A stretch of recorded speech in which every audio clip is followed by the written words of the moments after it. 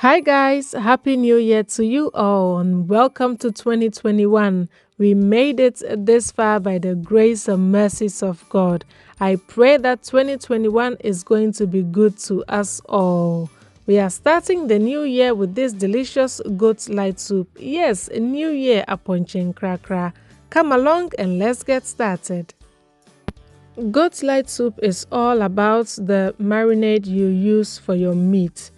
That is what is going to determine whether your soup is going to come out nice and tasty or not. For my aromatics, I'm using some rosemary, grains of selim, calabash nutmeg, star anise, cloves, and some ginger.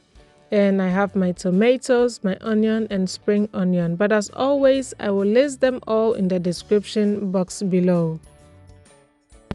So in my blender, I'm going to add my ginger, my onion, and my shallots, spring onion, pepper, and this pepper is for heat, that's a Scotch bonnet, and the green chillies are for flavor, they are not hot at all. And I'm going to add my calabash nutmeg, my star anise, my rosemary. You can also use thyme, any herbs that you prefer actually, but I like the combination of goat meat and rosemary. And lastly, I'm going to add my cloves. Add 2 teaspoons of aniseed and a little bit of water and blend until it becomes very smooth. Aniseed is a must in this recipe if you should ask me. Goat meat and aniseed goes so well. So blend everything until very smooth and set it aside. Over here I have about 2 kgs of fresh goat meat which is already cleaned, so I pour over my marinade we made, and the marinade is so aromatic and fragrant. All the spices and herbs are really working. Add your salt to taste, but you want to make sure that it is generously seasoned because we are going to add a lot of water to the soup later on, and so if you under-season it at this stage, your soup is going to taste nice, but your meat is going to taste bland, so have that in mind. Add your grains of selim, which is your huintia, to your meat. Transfer it to your stove, cover and allow it to cook on medium-low heat. Whilst my meat is cooking away, I'm going to boil in a separate pan my tomatoes and my onion. You can also choose not to boil your tomatoes and onion, but when you do it this way, it gives your soup a very smooth and silky texture. Blending it straight away is going to give you a different outcome. My meat has been cooking for about 15 minutes now, and it's smelling so nice in my kitchen right now. The herbs and the spices in here are really doing their thing, and it's cooking in its own juices. I haven't added any water at this stage. I'm going to cover it and allow it to cook some more. Goat meat is really tough, so you need to give it time for it to cook slowly, so don't rush the cooking process. My meat has been cooking for about 25 minutes now in total, and the stock is almost dried up, so it's the perfect time to add my tomato paste. I'm adding 4 teaspoons of tomato paste.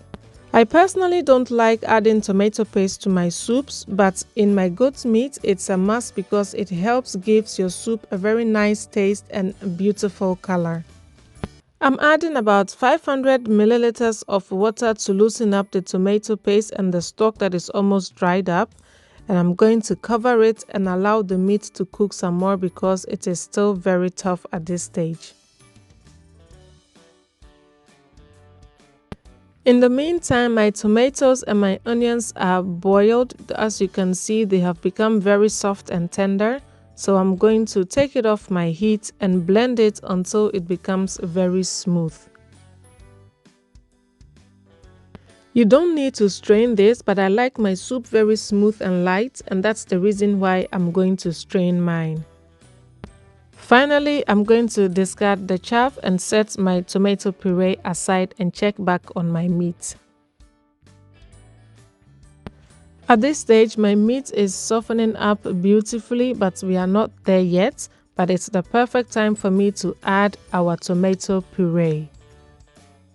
Now give it a good mix and add enough water to loosen up the soup. How much water you need to add depends on how light or thick you want your soup. Like I said earlier on, I like my soup very light, so I added about 3 liters of water. Stir and allow it to simmer gently on low heat until your soup is cooked. And you can tell your soup is cooked when this orange foam on top of your soup is dissolved.